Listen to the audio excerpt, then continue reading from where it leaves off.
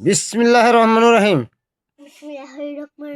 ধানমন্ডি আশেপাশের যারা বসবাসরত লোক রয়েছে তাদের কি লজ্জা করছে না যে ধানমন্ডি এইভাবে ঘুরিয়ে দেওয়া হচ্ছে?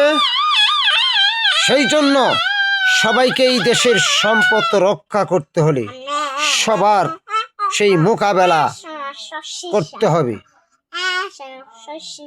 সে আইন প্রশাসন তোমরা যেটুক যা করার করেছ, কিন্তু আমাদের বাড়ির কাছে যদি কোনো দুষ্কৃতী, যত বড় শক্তিশালী দুষ্কৃতী থাকতো না কেন, আমাদের বাড়ির বগলে একটি সম্পদ ধ্বংস করতে আসলে সেই জবাব আমরা দিয়ে দিতাম। সেই জন্য এখনো সময় আছে।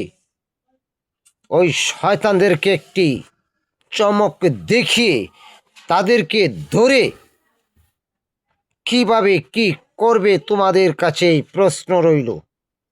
আর আমি আসব, বেঁচে থাকলে অবশ্যই ধানমন্ডি আসব।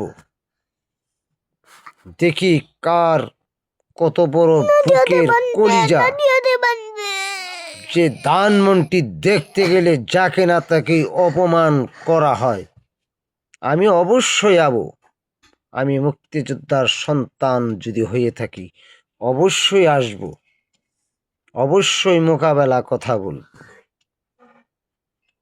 সেই জন্য ধানমন্ডি আশপাশে যারা আছো ওদেরকে রুখে দিয়ে যেভাবে রড কেটে নিচ্ছে, লুটপাট করে নিচ্ছে, তাদেরকে চিহ্নিত করতে হবে। আর ওদের কি শাস্তি?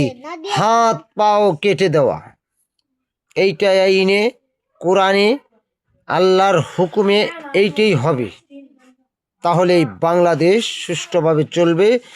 আর যে বাড়ির ভিতরে বঙ্গবন্ধুর সপরিবারের রক্ত মিশে আছে, তোমাদের কি লজ্জা করছে না যে এত বড় একটা সারা বিশ্বের স্বীকৃতি দেওয়া একটি ধানমন্ডি 32 নম্বর, তাকে এই তোমাদের সামনে এই অপমান করে ঘুরিয়ে দেওয়া হচ্ছে। তোমরা চেয়ে চেয়ে দেখছো। এই বিচারই আল্লাহ পাক হাসরের মাঠে করবে। এই বলে বিদায় নিচ্ছি। আল্লাহ হাফেজ। জয় বাংলা, জয় বঙ্গবন্ধু। তুই যে আবার স্যাপ দে, আমি কিন্তু একটা চর মারলে কিন্তু একটা মুসুর হুজ্জা ছিঁড়ে হালাইতাম। শালার বদমাইশ, আমি এমনি করি, হ্যাঁ করে।